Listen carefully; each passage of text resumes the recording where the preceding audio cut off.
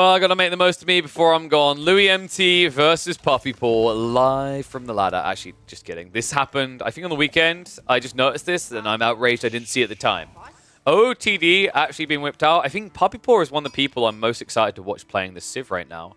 He has a pretty cool approach with some sick executions, some very intriguing question mark type strategies that are very hard to read. So curious to see what he's got in mind when he goes onto a map like Cliffside up against a player like Louis.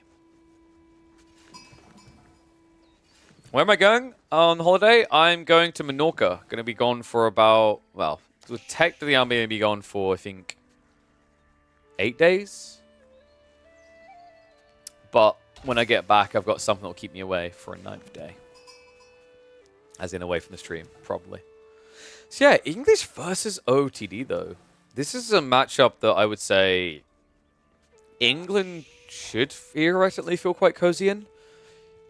Some people try to play Council Hall all in. You can on such a short map. It's not the worst of ideas. But just as easily, this whole 2TC build with the Abbey of Kings is really strong here. That's not the David King. It is the David Kim. That's right. He is quit. He's like, uncapped games. Why are we even doing this? Let's just love Age of Empires. No, it's Puppy Paw, guys. This is... Puppy Paw has had this Smurf account for 7 seasons now. It was there from day number 1. I still remember the early days where like, oh my god, is this the real David Kim? He's so good at Age of Empires. No, it's the so good Canadian of Age of Empires himself. The second best player in the world right now, I'd say, actually. Puppy Paw is playing that well. Louis MC is definitely nibbling the heels, though. This kid is always a threat on the rise. I wouldn't be surprised by the time we get towards the Red Bull qualifiers, this is one of the people that is in the top 4. I think Louis MT's rate of improvement has been that damn good. And what an upset it would be. I mean, that's kind of the crazy thing about that upcoming event, right? It's like 2 people will make it to LAN, one's already locked into Marine Lord. Imagine all these players that, like, you know, were there last time, and imagine if it's just not one of them at all. Louis' first house placement is terrible? No, it's fine, dude.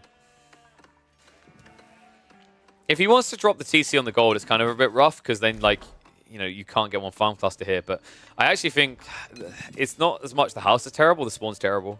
Having double gold on the south side like this isn't good, because the issue you now have is, like, if you're going 2TC, you want to TC drop the gold. That's the way you do this. You fast castle off of 2TC. So if you TC drop in the gold, usually what you do is put the white tower between. So actually, if anything, the problem isn't the placement of that, it's the placement of Abbey of Kings. There's just not a really good layout here. This is one of those things where, like, when a player's looking at this, they're trying to be optimal. They actually hate what the spawn done to them. The berries, the gold, the wood line, all of it together like this just really sucks for a 2TC white tower build. Because the white tower is meant to be plopped between the TCs so you can build farms around it. It just doesn't have a good layout for that. But then again, who said anything about 2TCs? What are you guys on about? God, did anyone actually say 2TC? I heard 2TC. You guys are weird. Who needs to do 2TC on a map like this? Archery range is coming in. It's the poor man's Council Hall. Yeah, this is actually cool. We talked about the value of Council Hall on this map because of how short the distance is. But I really like this. It's going to allow him to trade out more efficiently because whenever Puppy Paw can't fight, he's going to be able to heal. And there should be big gaps when Puppy Paw is able to fight because of the fact that Order of the Dragon needs to transition. And those transitions inherently take longer than other civs because of how expensive the units are. King's going to march in the meantime. And Villagers trying to rush up the outpost is going to be a little bit delayed here. Chase him with the micro. Louis should be able to get a kill here. So that's going to be first blood. Well done. That's actually a big one. Killing any guild of villagers this early hurts. Outpost does at least go up, but keep in mind, this is not a great outpost. This is actually a pretty terrible outpost. It's going to protect you if your opponent tries to longbow over the tree line, but if he comes here, he can longbow you, and there's nothing you do here. He has gone for arrow slits, but I mean, arrow slits won't stop this either. This is the power of longbows. That's why whenever you play against English, if you're looking to fast castle or be greedy, you need to double outpost your gold on each side. And villagers, wait, what? Okay, dude. The highest value longbow play possible. You turn right, you shoot. You turn left, you shoot. You've got all the options in the world here, if you're Louis. This is the dream. It's crazy because if Puppy Paw, like, maybe had a little bit closer of an outpost placement, I think you'd be able to block out both sides, right? But now Louis can just sit here and shoot in and shoot in. Wow. He's so close to having the perfect placement of outposts with arrow slits. Like, for example, if this outpost was just here instead, then this would be an impassable area, right? Like, Louis wouldn't really even try. Instead, he should be able to do so here. Lombo's going to creep in again. Yeah, Louis needs to actually shoot, though. Behind this, what is Louis up to? Blacksmith's coming through, so he's going to go for a ram, right? Because that's really smart up here. Puppypaw doesn't have a layer of protection over here.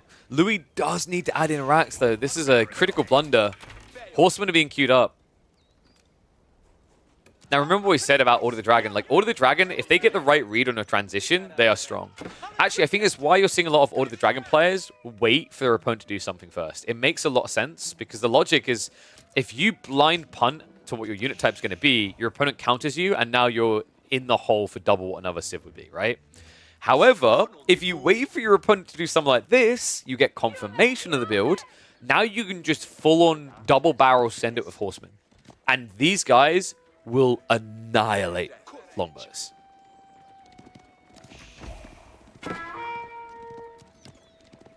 Louis starts to make his way home. Luckily able to do so because, guess what? Abbasid King's King is a thing. Now, if he gets some palings down, he can slow things down. He actually really needs to consider adding in the racks, though. I'm a little bit shocked he hasn't done it yet. This feels like a bit of a blunder. Louis should be scouting for a production building. It's not a fast castle build. It can't be, right? Like, you saw him off the gold. If he's not on gold, he's building something to fight you. Yeah, just an unnecessary way to play right now. Louis, love the wall in the short ramp. I don't love the fact he left this open. This is one of those spawns where you have to do both or it's worthless. The only reason you do this wall is if it's here. I actually think Louis made a big mistake with this because Horseman can now gank him.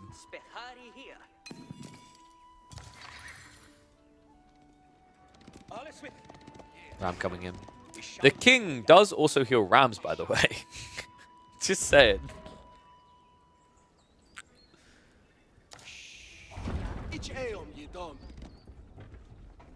Puppy pulling out the 4 horsemen. They will wreak the apocalypse here because we're still looking at a game where Louis has simply not bothered to go racks. I'm shocked at this point, man. I'm not sure what Louis' thought process is. He's going to lose all the lombos. Oh my god, they're in here as well. Ow. Ow and ow. The knight's going to try to commit to stop this, but it's just not going to work. It's 4 horsemen, 5 horsemen chasing this down. Louis, a heavy loss and nothing gained. This felt like such an unnecessary way to lose a game. Because he's definitely losing right now, big time. This is a huge lead now for Puppypaw. Practically everything goes down. One Lombo gets away, he even loses the scout. And sure, he still got that worker kill early on, but it doesn't make up for what's about to happen here. Horseman going to idle out the gold. So if Louis was planning to go fast Castle Age, that's not happening now. And this is what was missing. Louis just gave us all a pristine lesson as to why scouting is so important. If he checked that south side, if he had seen the stables, he would have had Raxus prepped, and instead of going up to 13 Lombos, he would have stopped at 9 and got 4 Spearmen. Not a bad defense at that point, right? Especially if you add in Palings. But instead, Puppypaw is on top of the world here. He's going castle now. This kid plays so well. Second farm cluster looking to be added in by Louis. King has gone down on the other side of this. And Puppypaw, he already has some permanence to food, right? He's got to go on the berries in the meantime because it's Arkin, right? That at least makes it a little bit better. And the base gathering increase, but he's got a decent amount of farms at this stage. 9 already. Meanwhile, other side of it, Louis sitting at what? 7 farms and scaling. Louis is nowhere near ready for Castle Age. We could very easily be looking at a 4 relic game here for Puppypaw. He should be going Regnants in this matchup. There are actually some games where Burgrave makes a lot of sense from this position. I don't think this is one of those games, just because Lombo's attack speed, double arrow fire TC. But Puppypaw disagrees. So I think there's a lot of justification behind Burgrave in many matchups right now, but this one's a bit weird. And the reason it's weird is like Burgrave leans itself to looking for an all-in point where you strangle the map and dive the base. England has to be the single hardest civ to dive.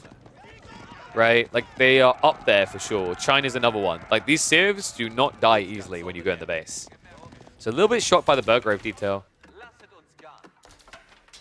He can still get the relics, but it means he's now going to get notably less. I think from Puppy Paw's perspective, though, he's looking at this game and thinking, he's only 1 TC. So if I go Burgrave, you know, yes, I'm giving up some economy, but I'm not really behind.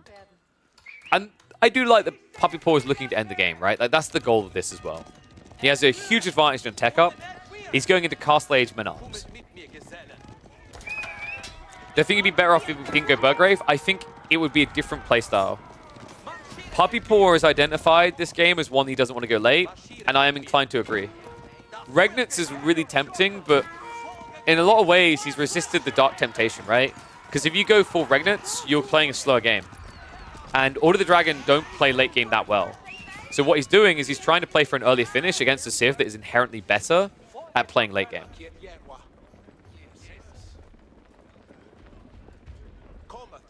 Meantime, Louis' army is on the patrol, but Gilded Crossbowman also being queued up. So yeah, Puppy Paw, interesting that he goes in the Gilded Crossbowman this early. I'm not a big fan of that. You're against Lombos that have an extra tower range. They can gradually snipe you down. And once again, your opponent's playing defensive, right? So the Gilded Crossbowman to me just feels like a waste. I'm not really sure what the thought process was. Maybe he was worried about a fast castle and then men-at-arms spam. But even if your opponent goes men-at-arms, you can just defend with your Gilded men-at-arms.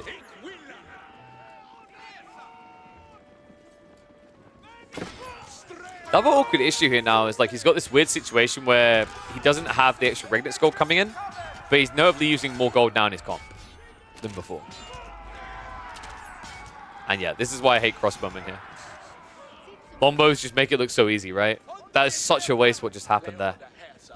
Louis is going to keep kiting. Has got the short wall ramp, so second wall going up. It looks like the men-at-arms are going to be kept out here. Puppy Paw's going to have to go wide. Horsemen are still on the backside, but the Spearmen already here, right? So like you're not going to get damage done here. Looks like Louis is going to be able to tech up, and I imagine we're going to be looking at a King's Palace because I'm sure Louis neither are convinced that there's enough force in Puppy Paw's army to dive the base. That's good for Louis fans. It means he doesn't have to go for White Tower. It means he can build an eco lead.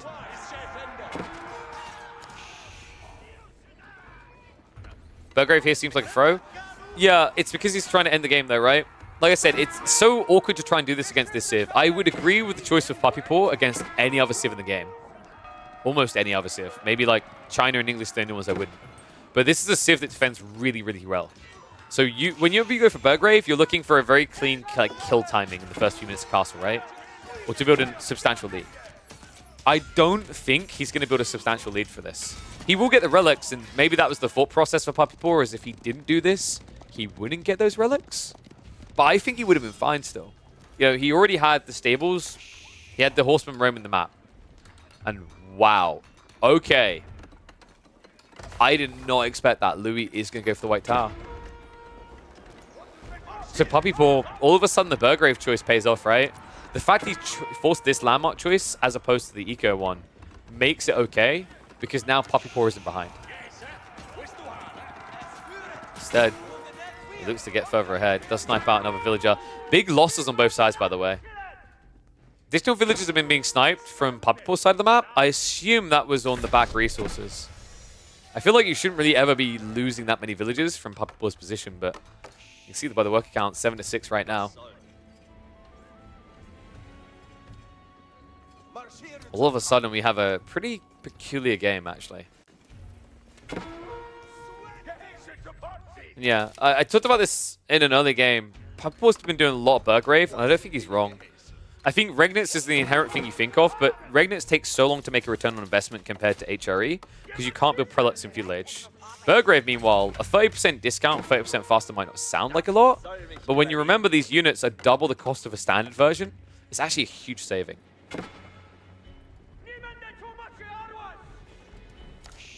Louis now prepping his own crossbows. Walls are mostly up where he needs them. Relics are being returned home. So we've already got 2 at home. Third one about to be dropped off. This should be a 5 relic game at this spacing. There might be a risk with the 5th one, but the 4th definitely seems easily doable. Louis now up to 3 farm clusters. 4 should be on the way soon. It's going to come in soon, like slower than you usually expect here, because you have to remember there's no escalation here, right? It's just the 1 TC for Louis. And no, Poppypaw does not have blacksmith upgrades at all. Which is kind of weird, because I think the undermesh especially is very valuable here. What I will say is it kind of feels like the Order of the Dragon don't get as much value out of aggressive blacksmith upgrades as other civs. Don't get me wrong, they have better attack speeds to make them a bit more desirable. And there are a few units that really benefit. The most notable one that comes to mind are the Gilded Archers. But a lot of these units like meta arms and crossbows don't really get much out of aggressive techs. At least compared to other civs. Sweet. Army now marching in onto the farms. Poppypaw. Can he defend this right now? He should be fine too. The issue I'm seeing with Louis' comp, I don't like that he stopped building longbows here. It's kind of tough. It's going to sound weird, but it's almost like you want crossbows and longbows. The problem though is if you do that, your opponent can just siege you, right? But that's what makes Poppypaw's choice here really strong. The men-at-arms plus the crossbows answers a lot of the potential good choices Louis has. So he has to choose something that I'd say feels a little bit subpar, just so that he doesn't die.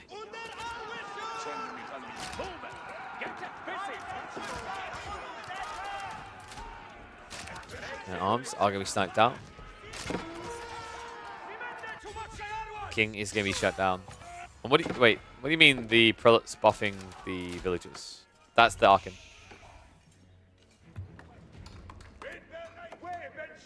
You okay there? Down at deer? Oh, they were probably giving the Inspired Warriors deck, maybe? They might have been healing. Louis. Get around the back, which is the few longbows he's got. So actually intercepting the food's a big deal here. You can see Poppypaw, the food income isn't out of control right now. And he has limited farms at home. So actually getting stripped of gear access like this is big. Poppypaw needs to go soon. His army is incredibly strong, but the longer he waits, the more likely he gets countered. Outpost crawl now begins. If Louis can get this up, these crossbows can start to contest. Yeah, this is tough, man. I mean, I'm not the biggest fan of prolonged men-at-arms play here, simply because you aren't playing Minework. So without Golden Cuirass, you lose a lot of the effective HP you get on these units. So Poppypaw is actually going into Mass Prelates. So you had Inspired Warriors tech stacked up, right? Like, this is actually a very big deal. Inspired Warriors tech does tend to feel better when you have high base damage units. And if you think of the units that Poppypaw can build, there's only one with higher base than the ones he's building right now, right? And you don't really want to be building Gilded Knights when your opponent has already shown spears. And I've got a bad feeling that... Yep. I know it. This happens all the time on Cliffside at the moment. Usually at least one of the relics spawns right up against the edge, and it's very easy to just miss that detail. It's kind of crazy he hasn't gone looking for it, though, considering he's playing a civ that thrives off of relics. At this point on, England should win this 99% of the time. No, it's not as simple as that. He has to survive the onslaught. He hasn't got a strong point defense that's in a meaningful location, in my opinion. I think that you protect some of the farm clusters, but the gold is the bigger issue, right? So actually, like, for Poppypaw to win, all he needs to do is strip gold access. Because then Louis can't scale crossbows. But right now, Louis getting everything he wants.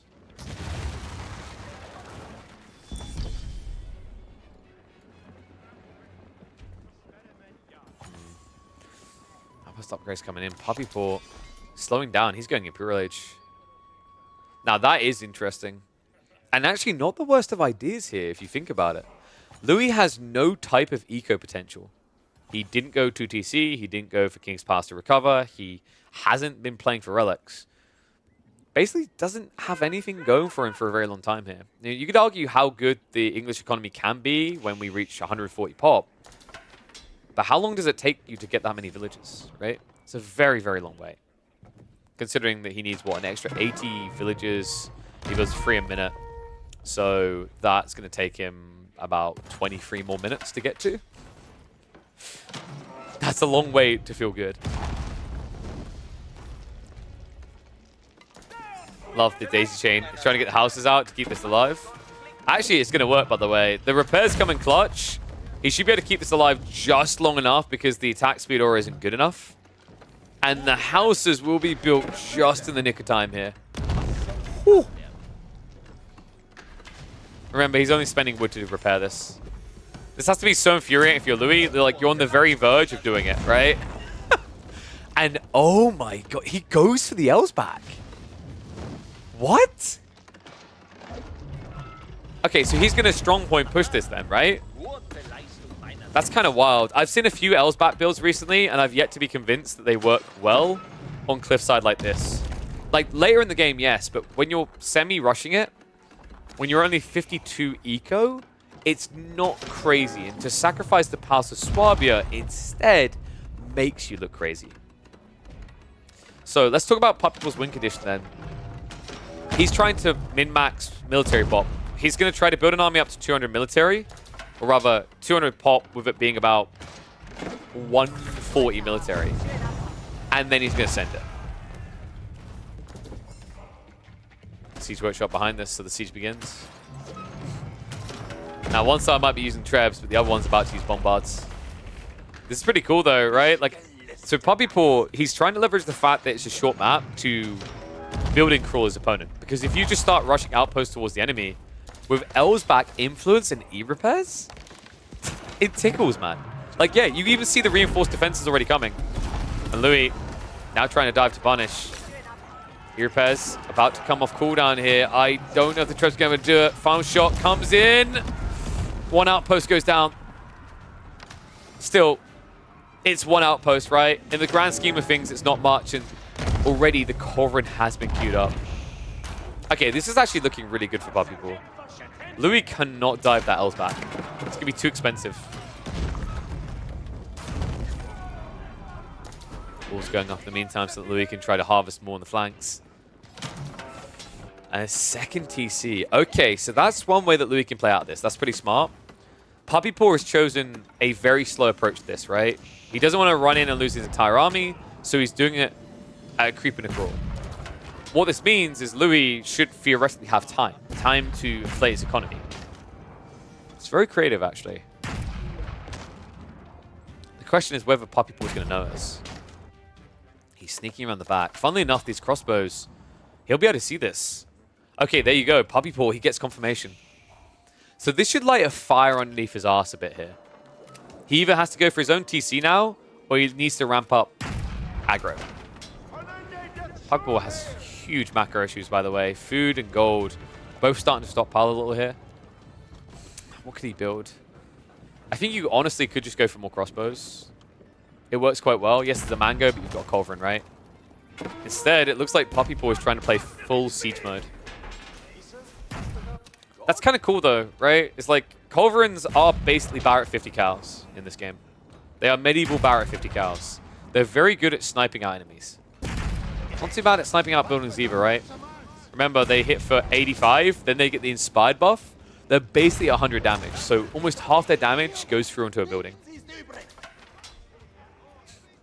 Now, not great when you have to hit bigger structures like 1500 HP or 5k, but it's damage over time at least. Yeah, this is kind of cool.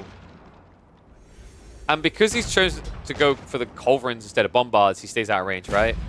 But yeah, look at this. The Berkshire on the side. Oh my god, Louis, the position on this.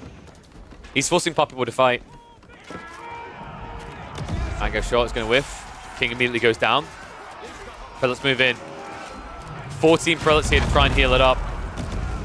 Mangoes not able to be hit by the culverin, and it looks like Puppypool is going to give way. What? You can't be serious right now. You need to be pushing this. Letting Louis get into Imperial Age is a critical mistake here. Puppypool not confident he has a clean way of taking this out, though, so tech up complete. And immediately after what looked like a strong play, Puppypool now has to go for trebs instead.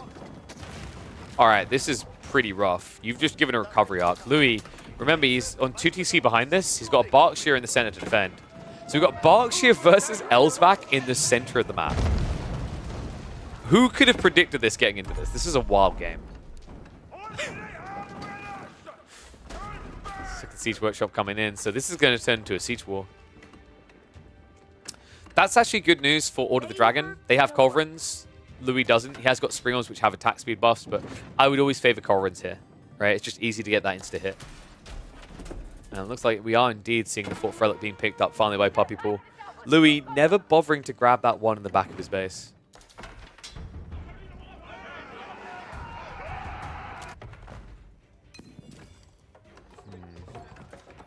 Oh, yeah, that's a mistake by Puppy Paw. He hasn't actually dropped the relic in the Elsbach. You want to make this as strong as possible. Like, you've basically pinned your entire strategy on this landmark.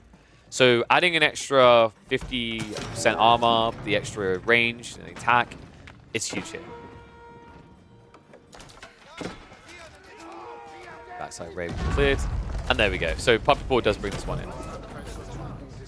Yeah, all of a sudden, look at the stats. An extra 25 ranged armor. The extra damage, the extra range, now going up to 9.6 tile range. It's huge here.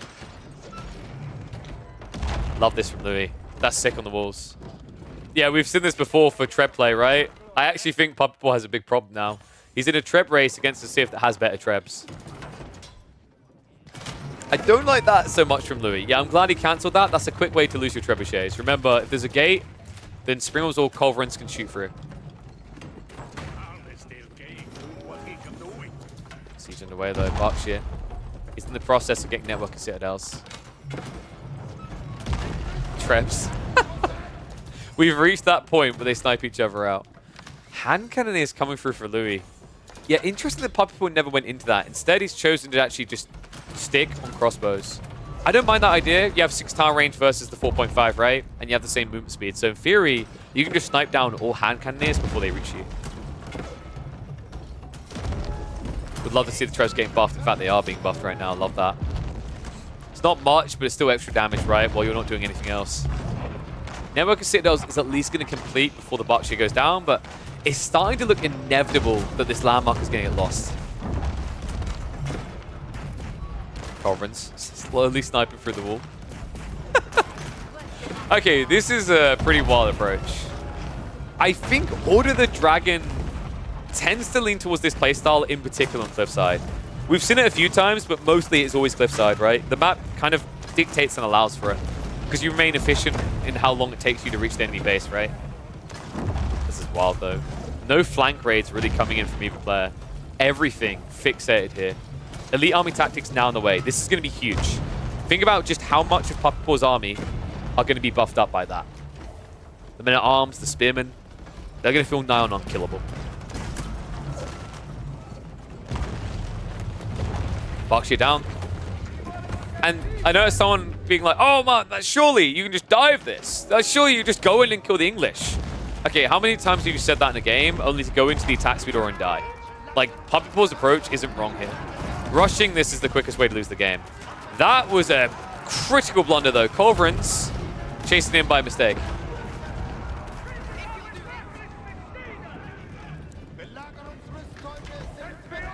We're about to complete the army tactics. Geometry, funnily enough, coming in from Louis. You don't really see geometry very often. It's a pretty terrible tech. The biggest problem with geometry, they never fixed it so it buffed bonus damage, right? Because you have 375, so wait for it to complete. Yeah, like, it's such a dumb tech. You pay for geometry versus, like, Inspired Warriors, which is cheaper and gives the same buff to Trebs. It just makes no sense. Another king goes down. Walls are crumbling. Louis, I think he's going to be forced to fight here. Tries the re-wall. So Puppy Paw hasn't got control of Sacred Sites, by the way. Remember that. Like, this isn't a case of, like, he's ticking down a win condition. He's going for a slow siege, but he does inevitably need to go in. And he seems to agree. And look at the count. 4 mangonels now. This is the problem for Louis. Trebs will look to back up. Mangoes are going to get the shots off, though. Not enough to kill straight away. Definitely enough to threaten. Is Puppy Paw allergic to upgrades? No, dude. Like, why would you need upgrades? What blacksmith tech improves Puppy Paw's army? Answer me that, okay? Because last time I checked, blacksmith techs don't improve Mango's damage, right?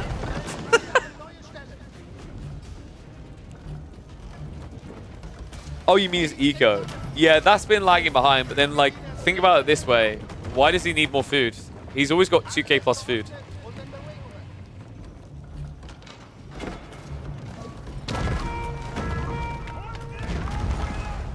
All's going down.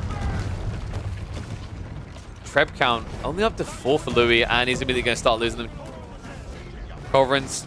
Looks like a misclick there. Did end up attacking onto the lumber camp next, but Louis, if he's going to win a fight, it's going to be in the next minute and a half. He needs elite army tactics. It's the only way he stands a chance here. Gunpowder tech coming. Yeah, he's just relying on the Culverins. Like. Look, you may see 17 spearmen and 18 crossbowmen, but make no mistake about it. This is not about bio. This is a mech army. Order the Dragon are a mech army. These guys are just here to guard. They're the security guards on the door. Like, this is where the party's at. Oh, what a wild build. So stupid. Remember how, like, we worked really hard to nerf siege meta out of the game?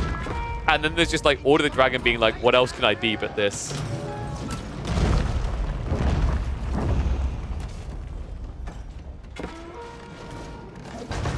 Man goes, ooh, big wall up there. Louis, he brought the villagers to the front line for the re-wall. Lost him dearly. Little flank raids just aren't doing enough for him either. Puppy Paw is going to force the fight. Men-at-Arms have to dive in, try and take out the siege. Are they going to be good enough, though? Only a few making it through. Culverins are at least going to be sniped down. The prelates are literally just here to body block the choke point. But he's got problems. Men-at-Arms count down to just 12. Mango's coming with a big wallop. And Louis barely dodges death. Woo-wee. Puppy Paw creeping in with those mangoes. Just an inch away from defeating Louis. And Louis knows it's all over. He sees no point anymore. The landmarks have all been taken down. Nah, I'm just kidding. They got cancelled out, but they were going to get taken down. Trebs are in range. And, well, Puppy Paw, I didn't realize we were StarCraft here, because last time I checked, there wasn't a mecha build in AoE until we just saw it here.